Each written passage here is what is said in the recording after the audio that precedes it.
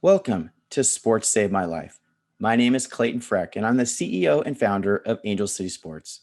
We know the power of sport to change and in some cases save lives. We hear these compelling stories every day, and we created this show to share them with the world. Enjoy the show, and remember to like, follow, share, and comment. All right. So I'm so excited to have Nick Rogers on the show today. He's a congenital amputee from a small town in Maine. We're going to hear a little bit more about that. Competed in 2 world championships in 2017, 2019. Also competed in the Rio Paralympic Games. He's an ambassador for a great organization and a partner of Angel Cities called Never Say Never Foundation. But more than any of the athletic accomplishments, I've known Nick for a few years, and he's a wonderful, authentic, kind human being on this planet. I've been with him at a number of track meets over the years. And what I love about Nick is he always wears his emotions on his sleeve. He's real. He's sad, happy, angry, whatever's flowing at the moment. I just have a lot of respect for that. He's not fake in any way. He's been to the Angel City Games to help mentor and coach our athletes and to run. A dear friend of ours and an important part of the Angel City family. Welcome to the show, Nick. Hey, I really appreciate those kind words, Clayton. I'm trying to just crush the intros, right? It's just part of the show. Yeah, you did a great job. I appreciate that. We've had a couple guests go, that was the best intro I've ever had. I love it. So first of all, obviously we're Zooming today. Where are you? I'm currently in my room in San Diego, Chula Vista at the Olympic Training Center. Got it. Okay. Beautiful. Beautiful. So let's talk about the title of the show, Sports Saved My Life. What comes to mind when I say that? And where do you think you'd be without sport? Oh, that's really only God knows that, Clayton. I'm sure thankful that it was here though. And I'd probably be in Maine in some, just stuck in the woods somewhere. Hopefully, yeah. It wouldn't be pretty. It wouldn't be pretty at all. It wouldn't be pretty. No. You wouldn't be in beautiful San Diego. That's for sure. That's for sure. I mean, I grew up in Santa Barbara, another beautiful, part of Southern California, but San Diego is amazing. It's a great place. Yeah, I'm very grateful to be here. That's for sure. All right. So describe yourself in a sentence. Who's Nick Rogers? Oh, that's a hard question, Glenn. Real is definitely a word I would use. I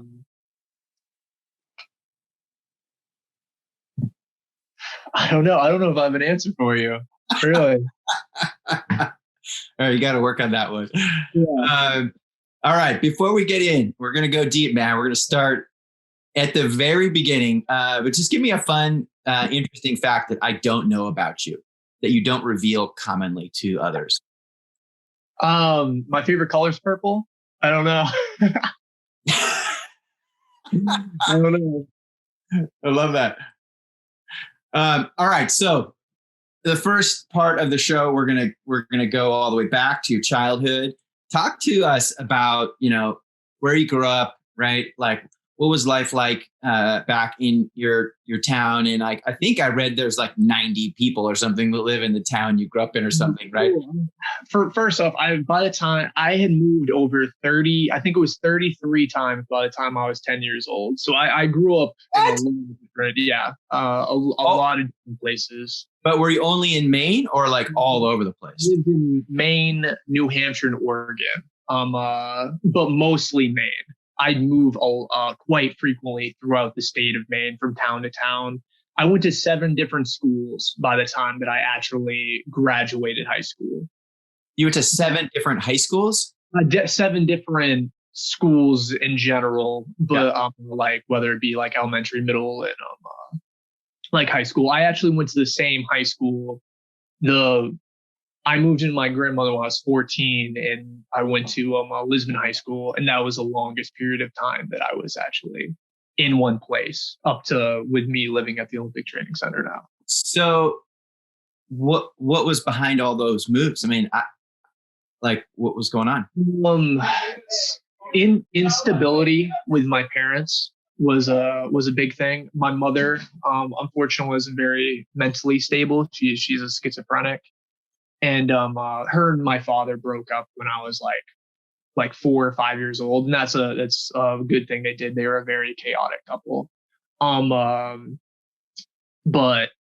yeah, my mom really just lived. I received welfare payments essentially for like being an amputee. So we literally lived off of like those payments, and my sister got child support payments and from her father. And we literally just would go to a place, stay there. Then we'd eventually get evicted because my mother wouldn't like pay or whatever. And then we'd bounce to place to place. There's one town in Madison, Maine. I can literally go down these like 4 blocks, and I can point out these like I lived at this house, this house, this house, this house on like all of the individual different roads, just like going down. Like, it was very, very chaotic. It was very chaotic. So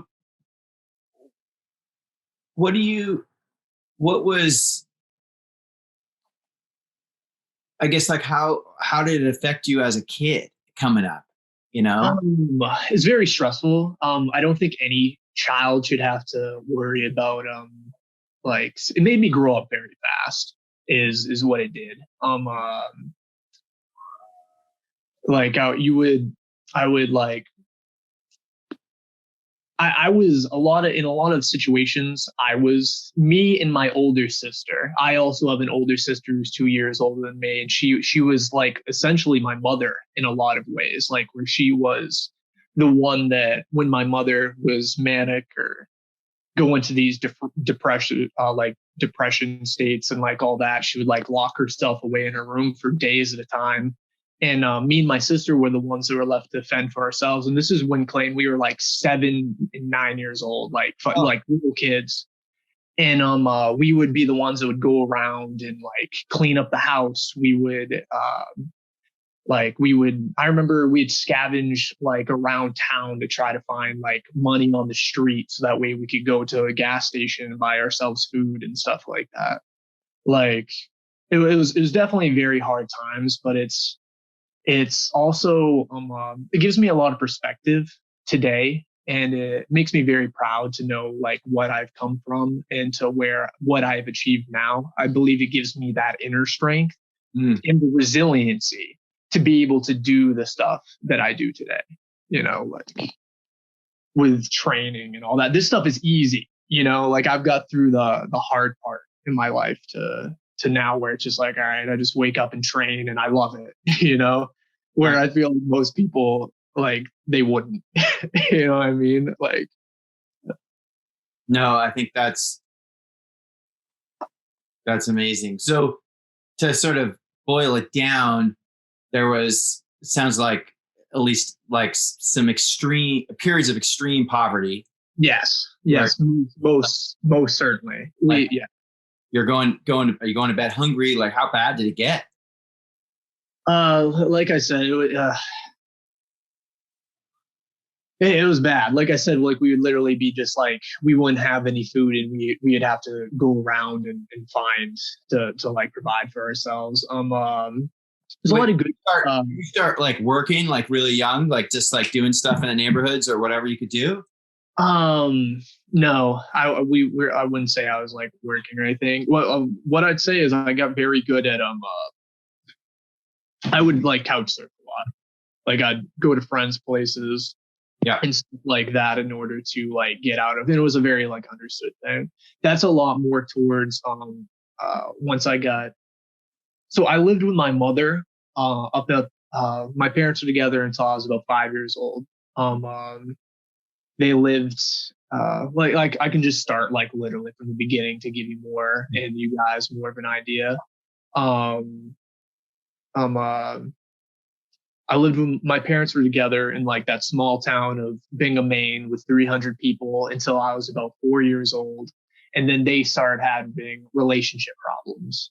Right. And my mother left my father, moved to a town we call Scout Vegas, which has like 4,000 people in it. It's like a big town. I thought it was a big town growing up. Yeah. And we were there, and I started school, and like we were there until I was like 5, and I had started school there. That's where, and then this was like the first major move we ever had. One day, I think my parents started talking again, and my mother was like afraid because my father is an addict. He likes to drink, and I think she was afraid of them like getting back together.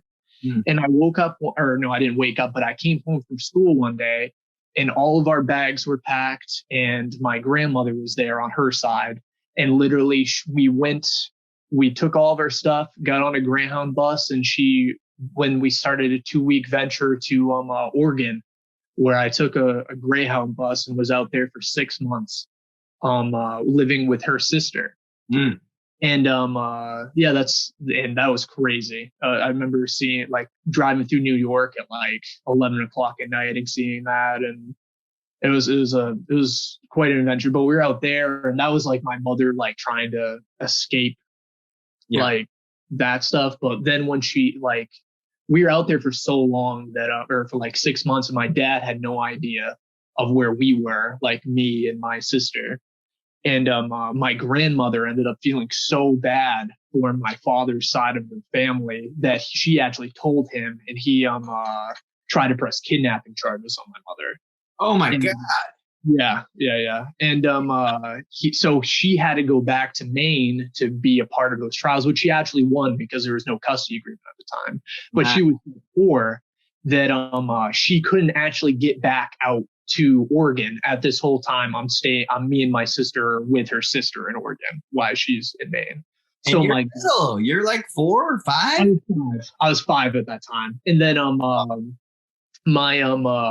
my dad's grandmother ends up or my grandmother, my dad's father, mother, sorry, ended up being like, well, we'll pay for the kids to come back to Maine. My grandmother is my inspiration, and she is the reason that I am the man I am today. That's your dad's mother. My dad's mother. She's the one that was always like the stability in my life. She knew that me and Savannah were not in a good place when we were kids. And she would make sure that like she would take us on the weekends. She's the one that taught me manners. She's the one that really helped me understand that there is good people in the world and it's not all chaotic and bad. Yeah. You know, I owe everything to her. I love her to death.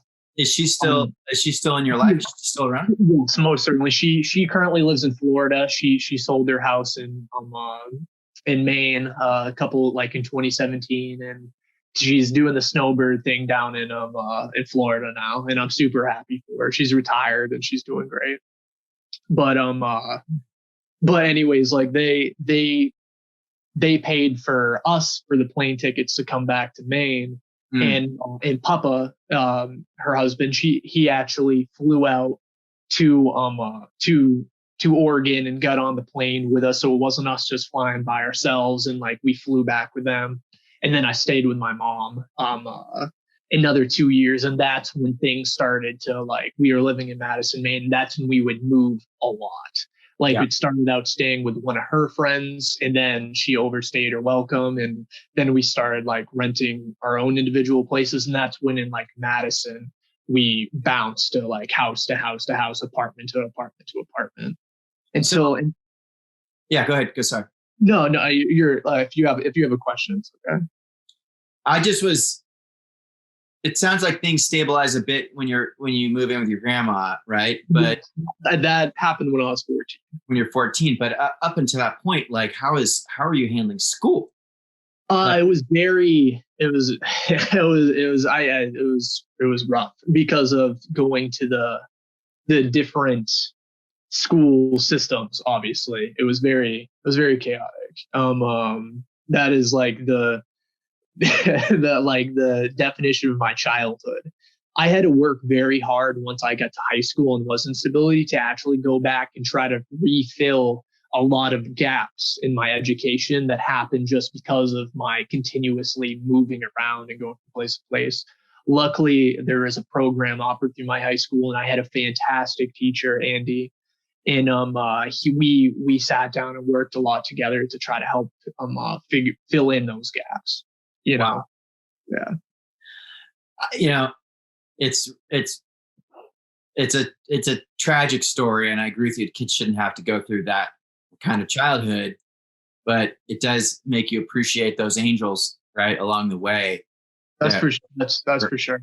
We're guiding you, and God bless your grandma, because you are a honorable man. You're a really kind, compassionate, honorable young man, and that it didn't and it wasn't destined to be that way, right? Yeah. Like that's pretty remarkable. And even just getting through high school, right, and getting caught up is stressful and hard.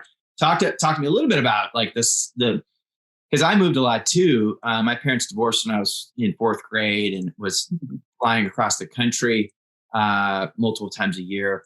And it was super disruptive for me socially. Yes. And how is that? Like, I can imagine the number of schools and moves you like how do you even there is literally, man, the reason, a really big reason of why I'm honesty is one of my biggest things these days for myself, and my own like moral code is honesty. That's like without a doubt, even if like I do something wrong, I try to face my mistakes and take ownership, and I'm honest about my like shortcomings. Right. But when that happened because for during my childhood, I actually would I lied a lot. Like I would make up stories because I know I'd go to a town and I'd only be there for so long, and I'd low self-esteem, and I would some of them are funny. Like I remember I'd go to schools, and when kids would ask me how I lost my legs, I would tell them that it was a shark attack or something, and really sell them on that and stuff like that, which it's funny to look back on now. But at the time it was just it really is really sad, because it was just me trying to it's survival instincts kicking in at that point, right? You're just grasping at whatever you can to get a little bit of positive attention, right? Yes, for sure. Rich, I've gone through a lot of counseling as well to since then, once I was in high school and even in middle school and stuff, to get an understanding of because I dealt with anger issues and stuff as well, in middle school era, before I got moved in with my grandmother and stuff like that. And that's when I did a lot of counseling and got an understanding of the reason that I acted the way I was completely understandable. And it was I was just a troubled kid just screaming out for help. Right. Really. Right. And so, I want to hear about the grandma story, but let's go back and explain your disability and how did that weave into an already really challenged. Honestly, that helped me with a lot of things, because I've never I was born this way. I was a congenital birth defect. Just one in so many 100,000 or something chance that I was born this way. And growing up, what were you born with and without? What was the? Well, the condition is called bilateral fibular hemimelia. Okay. And what it means is my fibulas were not fully developed, and it caused what I had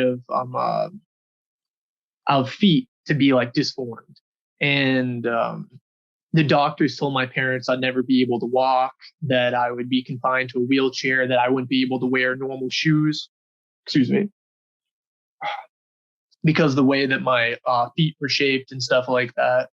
And that I would have to I would be confined to a wheelchair and I'd have to use like specialized orthotics and stuff like that. And did I read, Nick, somewhere that one of the doctors said that they should just amputate your legs entirely or something? Was there some story like that? I don't believe so. It was what ended up happening was the Shriners Hospital the doctors like didn't know what to do. They told my parents what I just told you. Yeah. And then the Shriners Hospital for Children in Springfield, Massachusetts, got a hold of my parents and actually showed them a video of a little girl, and they talked to them about the possibilities of amputation and me getting around with the aid of a prosthetic limb or with prosthetics. And they showed them a video of a little girl who had the same condition as me, but only one leg was affected rather than both legs. And it was a video of this 5-year-old little girl running around with a prosthetic, doing cartwheels and just being a normal kid. And that really helped them be like, wow, okay, my kid will have, we'll be able to do anything that an able body kid can do. So did your parents, did they have to make a decision to amputate the feet, or what was that? That was it. They made the decision to have what I had of feet amputated, and that surgery happened when I was 13 months old. Oh, wow. Yeah. So your parents are together. They make a relatively good call there, right? Just to kind of get you. I'm very, very grateful they made that decision, which I can't imagine how hard that was on my parents. Because my parents as well, I'm painting this, but they were very young when I was born. My mother was only 21 and my father was 19. So they were very young when all this has happened. That would me having a 5-year-old right now, which is crazy to me. Yeah, no, I mean, listen, as a parent of an amputee that's congenital amputee, that's similar situation, that I've had to make that, right? My wife and I had to make that decision. I don't know, maybe the hardest decision I've ever made in my life. I believe it. I believe it. Because you get one chance. Yeah. Right. Yeah, you can't get your feet back. Get your leg back. Once it's gone, it's gone. Yeah. And that the permanency of the decision, yeah, it's brutal. So, well, kudos to your parents for figuring that one out. Right. Yeah, for sure. So how does it play? So they kind of had insight that you could live a relatively normal life. They didn't probably know what you and I know now about sport and all this stuff, but they see an amputee functioning and they're like, oh, okay, this is going to be okay. Right. And how much does the disability play into who you are as a kid and your upbringing and your experience in schools? Honestly, my disability gave me a lot of resiliency, because I was never concerned about my legs. It was just who I was. It was a part of me, and it was what it was. But I would say there was maybe a stage in middle school where I was self-conscious about it, where I went through a bit of bullying. But for the most part, I've always been a person that when people tell me I can't do something, that I am just watch me do it. You know what I mean? All right. I got to stop you. So this is extraordinary. Given what you said about your childhood, that's your mentality, right? I always ask a question later on the show about self-acceptance, because I'm so intrigued by that journey. So even as a little guy, you're kind of just whatever. You're the legs, the disability, and being different isn't sweating you at all. So tell me, what do you think was the reason for that? How did you get there? I didn't even have mentally, I didn't even have a choice. I was so concerned about the situations that I had no control over and all that stuff. I didn't have time to think about my prosthetics. I just made do with what I had, and I tried to do the best with what I had. And I was more concerned about where am I going to eat? Am I going to have a place to stay? Like, well, like stuff like that. That was the stuff that I was more concerned about. And there's actually like a psychological pyramid that I learned about that actually makes so much sense there as that. But it was like a luxury for me to even be like concerned about like my legs, like as long as they worked and I did, like, honestly, I was killing it from that sense, like thinking of it as a kid. I always just, my dad also, one thing about that, he never let me feel bad for myself. He was a logger, and I was out like logging, like cutting wood and stuff, like as a young kid, like with him and doing stuff like that. So like I just knew what I was capable of, and I never even really thought about my legs. I really didn't. That's a really powerful story, to think that you had enough fires going on in your life that missing two legs, right? Like, was like, I got that one. Like, that's no big deal. Like, you're not even, like, it's remarkable. It's really remarkable. I'd like to take a quick break to show you how you can get involved as a volunteer with Angel City Sports. Are you interested in supporting Angel City Sports? We're seeking volunteers to help organize clinics and events, as well as support our athlete outreach efforts, marketing and media, and even fundraising and development. All skill sets and backgrounds are welcome in support of our mission to provide free adaptive sport opportunities for children, adults, and veterans with physical disabilities or visual impairments. For our younger athletes, we welcome you to join the Angel City Youth Leadership Council. Middle and high school age students are eligible to join the Youth Leadership Council, where you will learn about the disabled community by working side by side with our athletes and acquire important skills such as teamwork, leadership, philanthropy, and event management. To sign up for our volunteer newsletter and stay up to date on all upcoming opportunities, visit angelcitysports.org. All right, before we get to the grandma, I'm sensing that maybe there was some right, something going on that sort of sparked that change. Sounds like junior high was a tough period for you. What was going on then? I mean, I think junior high is hard for everybody, let alone, right, in your situation. So I lived with my mom until I was like 9, and then she actually wanted to go back to Oregon, and with my sister, or she wanted to take me and my sister when I was like 9 and move back to Oregon, and I was like, no, I'm from Maine. I want to live in Maine. I want to stay in school in Maine. I'm sick of like not being with kids and like meeting new people and stuff like that. And so there was like another custody battle that happened between my father and my mom in order to like determine custody. And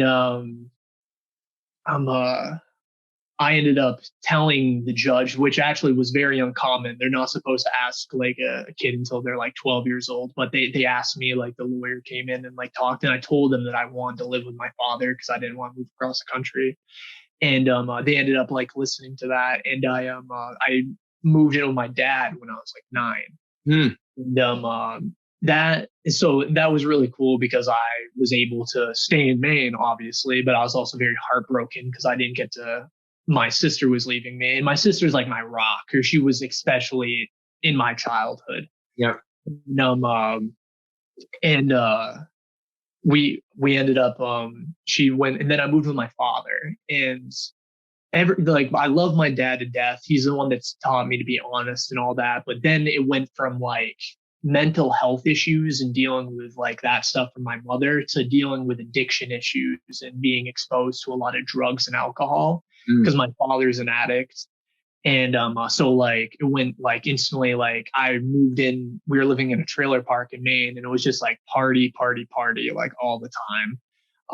With like the whole park, or just your trailer was like party? I would say the whole park, but it definitely like we had like this little yard and like a bonfire pit and stuff like that, and we like it was pretty crazy. So you're like 9, 10, 11, right? You're in that like up until I was about 12 years old. And then I got sick of that.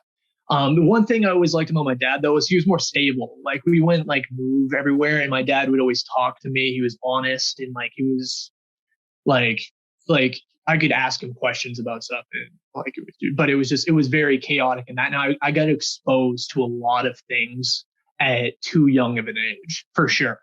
Like how did you like avoid going down that path? I would say I did clean a bit. I went down it to there was a period where I think I tried like drinking. I was like, it was not unusual for me to come home or not even go to school if I didn't want to. I really could do whatever I wanted, which I also loved as a 12-year-old. But like, it wasn't uncommon for me to just like come home, grab a beer out of the fridge and just sit there and like drink, or try smoking like weed, or like any of those kind of things, until it was not good. What actually ended up happening. So this is just for everybody that's listening. You're in junior high, right? Yeah. Just for perspective there. Gosh. And it was like that for a couple of years. And I always like had this thing in the back of my head where I was like, I don't want it to be my life. Like, I don't want my kids to grow up and deal with the same worries and all the bullshit that I have to deal with because of my problems, like I did with my father, even though I love my dad to death. But unfortunately, with a lot of like kids, a lot of people want to grow up and be their dad. I wanted to grow up and be the opposite. Like, and I love him to death, and like he knows that I've had that conversation with him. But it's like addiction, man. Addiction is it's quite an evil. So is there? But hold on, to circle back to that. I ended up like to like finish my point. There is a point where me and my dad actually, when I was about 12, we actually had a physical altercation where he had been drinking and been doing like pills, and he blacked out, and we actually had like a physical altercation between us, and I ended up realizing that this isn't cool. This isn't something that he has control over, that the drugs and the alcohol control him. And it made me realize like that this, like what, like I said before, that this is something that I never want my kids to ever have to deal with myself. And that I'm going down this road, that I'm looking at where this road takes me 10, 15 years down the road. You know what I mean? Because at this time, my dad's like 30. You know, right. So I'm like, this is where it's at. So it was at this point, I actually, after that happened, I had met my friend Tyler, who was a new kid in Bingham. And, he had come up to me in the, also, this was like 7th grade, the very beginning of 7th grade. And he, like I said, he was a new kid, and he saw that I was like I went to school, I think 70 days out of the 170 days that you're supposed to go to school for 7th grade. And he, like, one of the days I was there, he approached me, and he, like, we're in the bathroom together, and he was like, Nick, I know you have a very like bad home life. And he's like, I want you to know that if there's ever like you ever need a place, or if there's ever a place that you need to go, my door's always open for you. And I thought of that. Like, this is where like 12 years no, I was 14. I'm sorry, this was when I was 14 years old. And I thought of that. And I had, like, when that whole altercation thing happened, I had I left. I literally ran down the road and like went to my grandmother's house, like, who's my mother's mom. Mm-hmm. And then I went back the next morning, and my dad was crying. I was crying. We embraced each other because he was sober. And there was like, I thought like this was maybe his like rock bottom. And like I started to be like, maybe this is what it needs to take for him to be sober. Yeah. And then it was good for like 2 days. And then one day I came home from hanging out over like with one of my friends' houses. And I was like, Stephanie, where's dad? Which is his girlfriend at the time. And she's like, oh, he's over in the trailer park. And I knew what that meant. And I was like, Stephanie, and this was my exact words. I was like, Stephanie, I can't be here when he comes home. I do not know who's going to walk through that door. That's exactly what I said. And I was like, she's like, okay, where do you want to go? And I was like, I want to go to Tyler's house. I was like, because that's all I remembered him saying that to me. Wow. And I was like, and then I showed up at his house, and his parents had met me like once or twice before, like we had played video games together and stuff.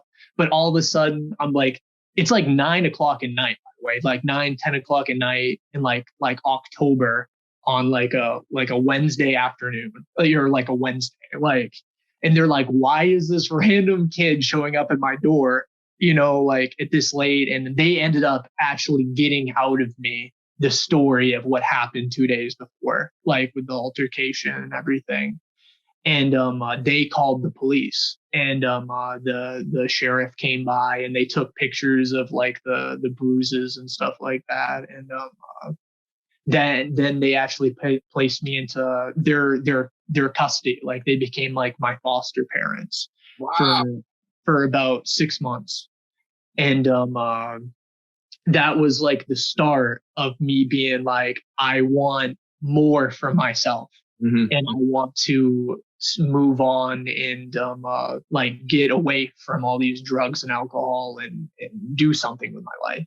And at that point, it was just high school. And I lived with them for a period of time for about 6 months until supposedly I thought my dad was getting better. He had been going to counseling and stuff like that.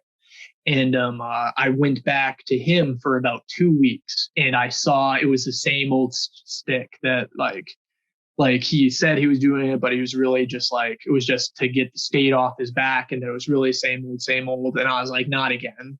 So it's still chaotic at grandma's, but it's a lot better. Well, I would say she was great and stable. I was still chaotic. That's what it was. By the way, so, I mean, knowing you, it's so hard for me to imagine, right? Like, she did a great job. She did a great job. Yeah, because I still like wanted to do whatever I could, because like I felt like I could, because I felt like grown, because I dealt with so many things like a lot of kids could, but it was especially one thing because like I really could do whatever I wanted. And I would sneak, like my freshman, sophomore year, I'd like sneak out and go hang out with my friends when I shouldn't. I was still like drinking on the weekends and doing these things. And I remember it came to like a boiling point where she got like really upset with me. Like she caught me like sneaking out or something. And she's like, Nick, if you want to do all this stuff, you can do it back in Bingham. And I was like that really like got to me, because I didn't want to get kicked out. And obviously I wanted to graduate high school, and I wanted all that stuff so much more than like all the like partying and stupid stuff. Like, and I ended up what really made a huge change in my life, Clayton, was that so my freshman year was kind of rough. Like I did good, like, and I got through it and all that, but like it was still rough, especially my grandmother, bless her heart, because she put up with all that, but she didn't give up on me. And my freshman summer going into my sophomore year of high school is when I met the guys from Never Say Never. Mm. That's when I was 9 years old, my grandmother found an ad in the paper for a camp for kids with limb difference called Campability, is what it was called at the time. You now know it as Camp No Limits. Yeah, right. And it was the third year that Campability had ever happened. And I went there. It was me and like maybe like 8 or 10 other campers, and it was like one of the first times I was ever around other amputees, and that was a really, really cool experience. But so I had been going to this camp like every summer except for 1 year that I had like pneumonia. But this was so I went to the camp, and I was doing a like obstacle course at like the PTs and ATs had set up for us. And I was like running around doing cartwheels and like all this stuff. And I was wearing pants. And I remember Nick and Regis saw me, and they actually thought that I was a sibling of one of the amputees. What year is this? This is my sophomore or my freshman summer going into my sophomore year of high school. So I want to say I was 15. I think I was 15. Probably 2012, 2013. I think it was 2013, 2012 or 2013. And so like they saw me doing this obstacle course and like thought I was a sibling. The next day I'm wearing shorts and they're like, wow, this kid's a double below the knee amputee. And Regis and Josh Kennison and Nick Stillwell approached me and they're like, hey man, have you ever thought about doing sports? And then with the background that you have me, I was like, no, I never have thought about doing sport. Up to that point. I was in good shape though, because I'd been in counseling and stuff for like to deal with like the trauma and stuff.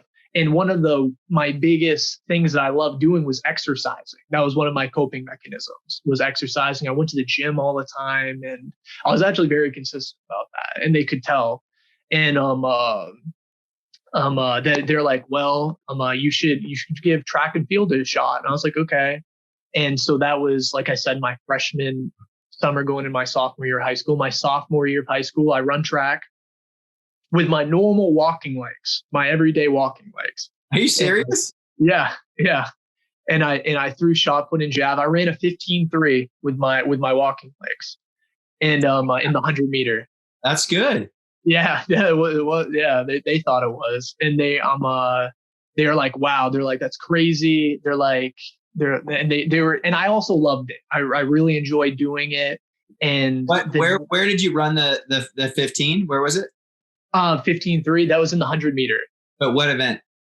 No, the 100-meter. But where? Oh, I don't know. It was like some high school meet. Oh, it's just a high school meet. Okay, cool. Some high school meet at like when I my high school season. So that's the beginning of your track career. Is some random high school meet wearing walking legs. Yes, sir. Maine. And look at you now. Yeah, for real. It's crazy. What a journey, man. Right? It's crazy to reflect. Beautiful, man. It's a beautiful. I really appreciate that. I've come a long way. I really have. But then, so my sophomore summer going into my junior year, I had told them that I loved track and that I enjoyed it and all that. And I went to the camp. I went to Camp No Limits, and they surprised me with a pair of running legs. Like they fundraised it, never. Like they gave me my first ever pair of running legs. And I remember I was so ecstatic. It was literally even to this day, it was one of the most exciting, happy moments of my entire life. It was when they like opened up those and showed me the running prosthetics. I was so ecstatic. So at some point you make the world championship team and you make the Paralympics. Like how do you make the leap from, I'm good in high school, right? So how that happened is, so I got All-American status my junior and senior year of high school. And then, so I graduate 2015, class of 2015 in June. Nationals was like in July of 2015. Mm-hmm. And I went to, Nick Stillwell and Regis, they all were like, oh, hey, excuse me. Would love to have you. They're like, we want you to compete at nationals, and they sponsored me to go out to. I'm trying to remember where it was. I'm spacing it. Was 15 in Atlanta? I want to say it was Minnesota, like near the Viking Stadium. I feel like that's where it was. Okay. But anyways, we went to nationals, and I placed 5th place in the country out of adults. And I was like, wow, I really have the potential to do something with this, to do well. And that was with just running high school seasons. And Nick I went to that, and then we went around to a bunch of different camps throughout the summer, like through like July and August. We went to a bunch of different like Nubability and stuff like that. We went to these camps and volunteered. And Nick proposed to me. He's like, "How would you like to move down to Ocala, live with me? I'll get you a part-time job working at my parents' fried chicken restaurant, and you can train 6 days a week with Regis and Tony McCall." Yep. And then I was like, I didn't know what to do. Like, I was kind of hesitant. And then he's like, "Well, how about you come down and stay with me for a month, leading up." So then August, I went and stayed with him, got a feel for the house and everything. And I was like, and then I got super excited. Like, I was like so excited to move down there. Went home for September and moved out for like a month to, say goodbye to my grandparents and get all that stuff. And then October of 2015, I moved to Ocala, Florida, and started slinging chicken and running 6 days a week, and I feel like I've heard the chicken story before, but I need to hear a little more about it. Yeah. I'm grateful for that job. It was cool. It just helped me pay for like rent and just have like a little money because I wasn't making. When you did well at nationals that year, you've had a hard life, and like, what were your dreams at that point? And was this one of the first times where you realized you were good at something, or like, for sure, like, because that's really powerful, right? Yes, most certainly. Like, I remember when Nick Stillwell gave me those legs and I was so excited. I looked him in the face and I said, "I want to be the fastest amputee on the planet." And like that's really what started it. I was like, that was like the dream. I was like, I want to become the fastest amputee on the planet. And that was when I was 15. Let's take a quick break to learn more about the Equipment Loaner Program at Angel City Sports. Part of our mission at Angel City Sports is to eliminate all barriers to participation in adaptive sports. Providing free adaptive sports equipment is a major component to this objective. Each individual piece of equipment can cost more than $3,000. Can you imagine if running shoes cost that much? So we're building an inventory of adaptive sports equipment to support our clinics, competitions, partner programs, and to loan out to emerging local athletes. Currently, we have racing wheelchairs, throwing chairs, and sport wheelchairs perfect for tennis and basketball. If you or an athlete you know need a piece of adaptive sports equipment, visit the Equipment Opportunities page at angelcitysports.org. If you are interested in donating equipment or supporting the Equipment Loaner Program, email us at info@angelcitysports.org.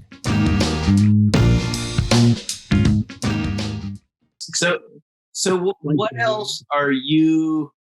You said you still have the idea of being the fastest, Oh, for sure. That's all I'm doing this. What's coming for you? What are your hopes and dreams, sport related? Sport related, once again, just Brazil. I'm very grateful for the things that I've been taught, because there's a lot of stuff going on within my sport right now that's very frustrating and out of my control. The height mash and stuff like that, where I'm actually being like handicapped by the fact that I'm not able to run at the level that I actually am capable of, especially even within my own thing, which is that was on my list. So you're already jumping in, but like, can you explain that situation? Because I think it's, I was there at Desert Challenge when you got chopped down, right? When the mash when it first kind of came out. And I remember the feeling. I remember being there with you guys, and listen, I wasn't like behind the scenes, but like I could see the effect. And then you guys were running and everyone was just freaking out, right? The times weren't great. And I mean, it was just like, like, talk to us about that. Cause it is controversial, but people need to understand, like, it's complicated, right? So, I lost 12 centimeters from what I was originally allowed to be. I was allowed to be 190.3 centimeters to 178.2 centimeters. So that was entirely the height of the blades was reduced. It's just the blades. And literally, I remember when my classifiers at Desert Challenge took my measurements and told me what they said, they literally told me, we weren't expecting you to lose that much height. I remember they said those exact words to me. Which is crazy. And I claim there's no way for me to prove it, but I think I was improperly classified. I think I was made too short even within this current MASH. And I've actually had people take measurements of me since then, a year later, where they all got me 5 centimeters taller than what my current height is. At least 5. It was 5 to 6 centimeters. They So all got me. is there an appeal process, or can you ask? I tried applying 2 different times to World Para-Athletics so what we actually did was we had 3 different people that were classified within the MASH formula to do the measurements. We had them do all of the measurements on me, videotape the entire process to show that there was no funny business or anything. And they all even did it one at a time. So it wasn't like they had a marker or anything. It was all like wipe off markers. So like one person came into the room, did their measurements, were like, okay, he's 184.2 is what I got for him. And then another person came in, or they wiped off the markers, had the next person come in 183.6, and they had that for 3 different people, had it all videotaped, and we sent all that in as evidence to show that I was not properly classified. Right. And the World Para-Athletics appealed the first time, saying that it wasn't grounds for me to be reclassified. Like I was trying to become an arm amputee or something, which is absurd. And we didn't even say anything in it. Like it was, and then it was so frustrating. And then the second time we appealed, we were like, no, this has nothing to do with classification. Like we all did all this to do with my MASH and my height. And they then denied the second one and said that there was no grounds for me to appeal under the fact that they didn't put any clauses in place to just compensate for natural height growth, which, well, obviously I'd grown since then, and that was the clause that we were trying to, but I also believe that I was improperly classified to begin with. I just don't have anything to prove that.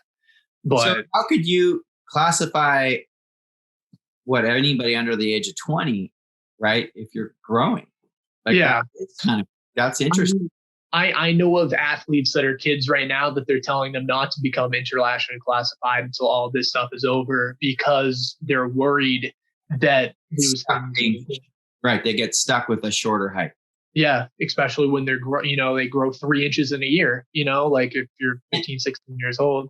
And Nick, so I mean, the elephant in the room, right, for all of this is this perception, right, that if you're on blades, you have an advantage. And I'm pretty opinionated about this, but so I don't want to overrun the conversation. But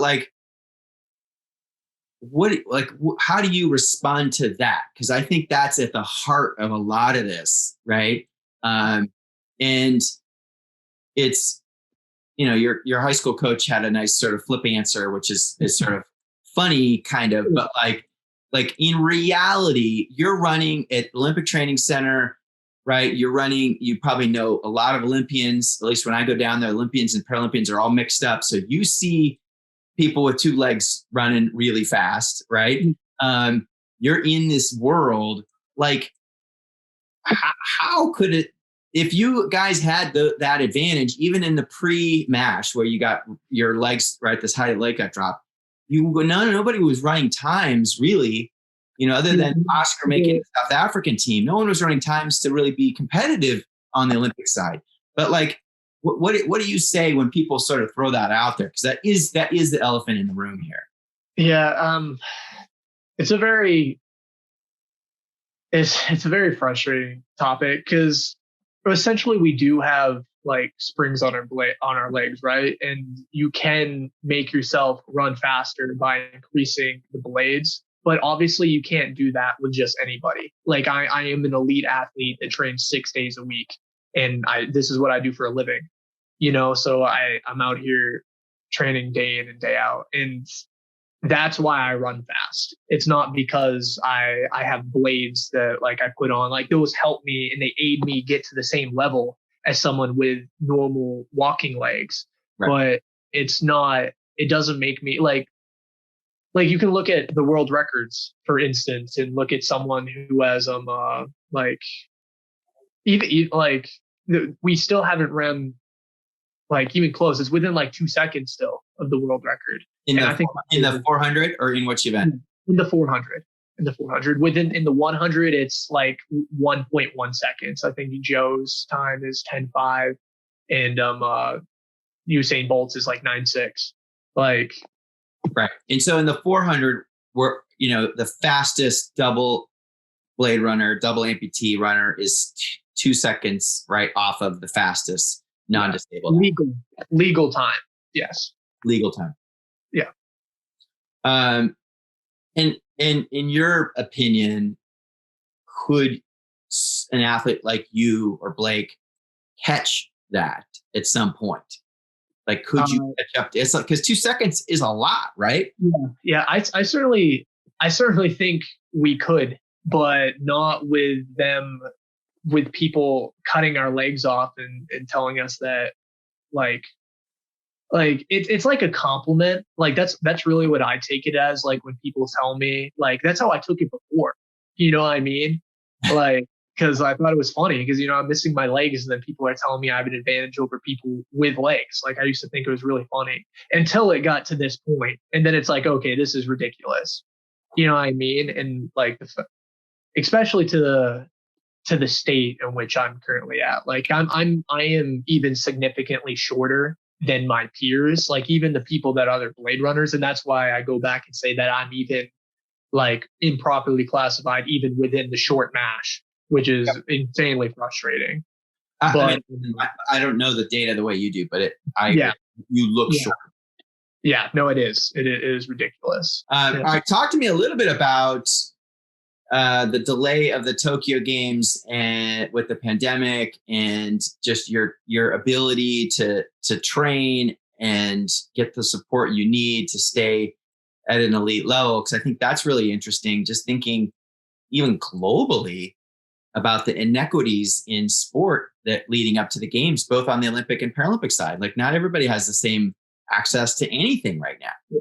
I'm very blessed that I've been able to be here because of I've still been able to have a roof over my head. I've been able to have food and all those things. It's definitely, there is a 3-month period of time between March and June where this place was completely shut down. They closed all facilities and we weren't allowed to train. And that was a very difficult period of time for me because I was just like stuck in isolation the entire time essentially. And you're in like a little apartment room, right? Yeah. You're not in some big place. No, yeah. It's literally just like a little room. And I would say that was pretty rough. And it was rough because I lost like my like training and exercise and like my like day-to-day routine and stuff like that. And so what did you do? Were you just like hacking workouts in the room? Like what did you do? Yeah, I was sneaking out, man. I was like sneaking out and going and using like the gym, we have like bars out behind the gym, and I was like sneaking out and doing like workouts behind there, like trying to avoid the security guards. Like at night or something? Like in the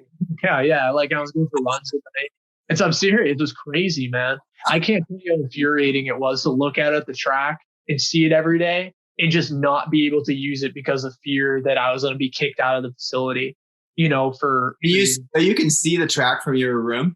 Pretty close. Like if I get out over here, I can, but not directly from here. There's some trees in the way, but yeah. Well, it's like a tease. It's like right in front of you. Yeah, it was very frustrating.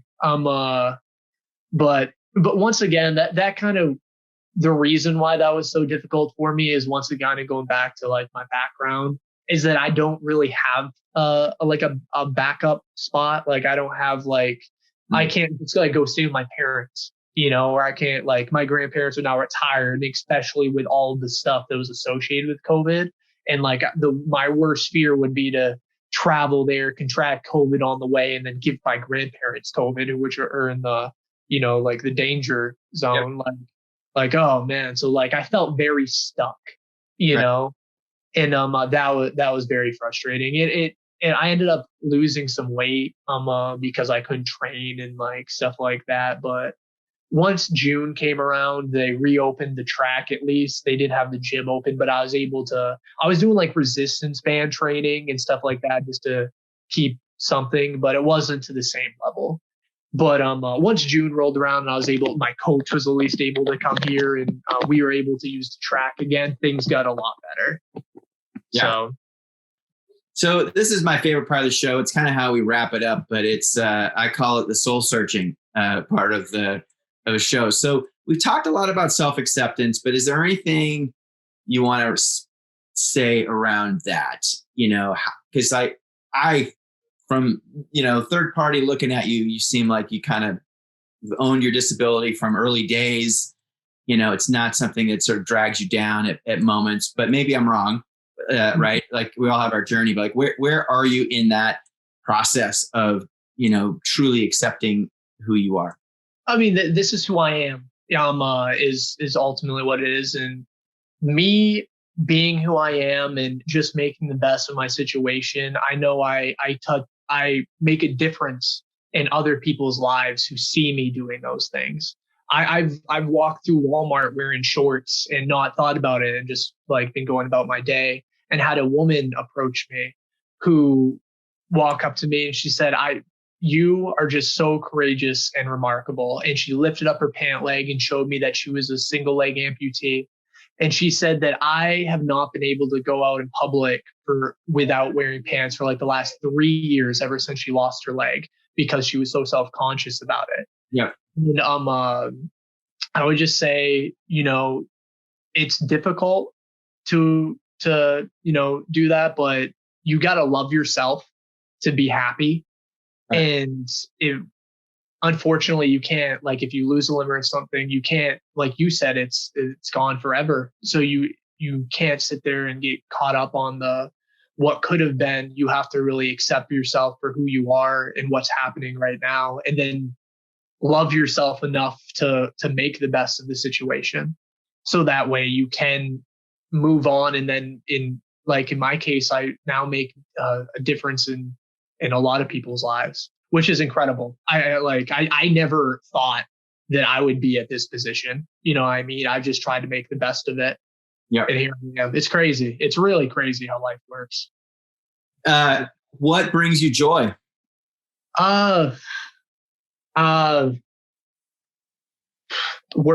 Exercise, my girlfriend, family, love, talking to my grandmother, talking to my girlfriend, visiting her, training. I love training. As crazy as that sounds, like 6 days a week, it gets mentally fatiguing sometimes, but at the end of the day, I love it. And it's what keeps me sharp and enjoying life, keeps me alive, makes me feel alive. I also love video games. Nice. I don't know, a lot of people say that's my big hobby. And that's actually another thing that I'm going to start doing too, is I think I'm going to start streaming. I'm going to be taking like a class, training, and start streaming here, playing video games and stuff like that. I love that. What is your purpose on the planet? I'd like to make an impact in other people's lives in a positive way. Mm-hmm. Through just being myself, like I've said, I'd also like to get in, once this whole COVID thing, I really enjoy volunteering and spending my time trying to directly make an impact in people's lives. Yeah. And those are some of the things that give me the most fulfillment with my life. Mm-hmm. And I can't wait for all this Rona stuff to pass by so we can get back to that, Clayton. I'm looking forward to it. It's crazy. Yeah, it really is. I'm so curious what you're going to say to this answer to this question, because your journey with disability feels different in many ways than others. And you explained it and put it into context, but like, what do you think having a disability has taught you about life? It's taught me resiliency, and It's taught me that there's nothing that I can't overcome if I put my mind to it. It's yeah. It's allowed me to, when people like it's given me perspective is also a really big thing, that and knowing that we have a lot of power inside of us, and that as long as like you believe in yourself and you set your mind to being able to overcome an obstacle, as far as like having a disability, there's nothing else that you can't overcome as long as you really try. Right. Put your all into it. Right. Like I remember, like it's crazy how stuff manifests. Like being a 15-year-old kid looking at someone telling them I want to be the fastest amputee on the planet, with the background that I had. I was still very much in that stuff at that time. To now I'm talking to you from the Olympic Training Center. It's unreal. It's unreal. Nick, I think you have to take credit where credit is due, right? Because we do a lot of these shows, and a theme that's emerging is parents. Great. I don't say great parents. Everybody's got parents that have good and bad sides, but parents that are like devoted to getting the child into sport, into Paralympic sport, and supporting their journey and sort of muscling them through. Obviously, the kid has to be committed and good, and they have to be good, and there have to be all these other things, right? But you didn't really have that. You kind of had, you had Nick and Reese, right? Like, which talk about fate or destiny, God. It's beautiful that Nick was placed in my life at the time that he was. It completely has changed my life. It really has. Literally, like, where are you if that moment didn't happen, right? Like, where are you? Yeah, that's a good question. It probably isn't pretty. That's for sure. Yeah. I'm grateful. I'm grateful nonetheless. Maybe your grandma would have got you on the straight and narrow at some point there, but it would have been more of a wrangle than probably it needed to be. Yeah. All right. So last question for you is, because you're just really wise beyond your years, and I think you know that you were maybe a pretty wise little kid and clever and figuring stuff out. But like, I used to get told I had a good head on my shoulders a lot. You do. You really do. I appreciate that. But like, what do you take listen, I know you had a crazy childhood, right? Parents split up, and the moves and the mental health issues and the addiction issues and right, all this stuff. So you had a lot going on, but sort of take all that aside. The child, right, that is born at the hospital down the street from you in San Diego with your same diagnosis, missing the lower part of their legs. What do you tell that? Where do you tell that family? I tell them that their child still has a big, beautiful life ahead of them, and he can do anything, or she can do anything that they want to. Right. Like that their life is not dictated by their disability. That it's what they choose to make it, not what their disability tells them that they can do, or what people tell them that their doctors or people tell them what they're capable of. We set our own limits for ourselves. I think our mind is the biggest handicap compared to like your physical aspect. No, I think you're right. Beautiful way to end it, man. Thanks for being on the show. You're one of the first episodes, so we're loading up the pipeline with episodes of Tokyo bound or aspiring athletes, and so once we start popping them, right, our audience will be able to sort of kind of build a little bit of a relationship with athletes that I think most or many of will be competing in Tokyo. So we're really excited about that. So just thanks for your time this afternoon. I love you, and can't wait to see you on the track again soon. Yeah, I love you too, man. And I can't thank you enough for having me. It's a great honor. And I really appreciate you giving me a platform to help tell my story and make an impact on other people's lives. What is so powerful to me about Nick's story is the family struggles he had. And I can't even imagine how his life turns out without the team at Never Say Never. Next up is Army veteran, bomb disposal expert, amputee, and sitting volleyball player, John Cramer. While John's team didn't make the Tokyo Games, watch out for him in the future.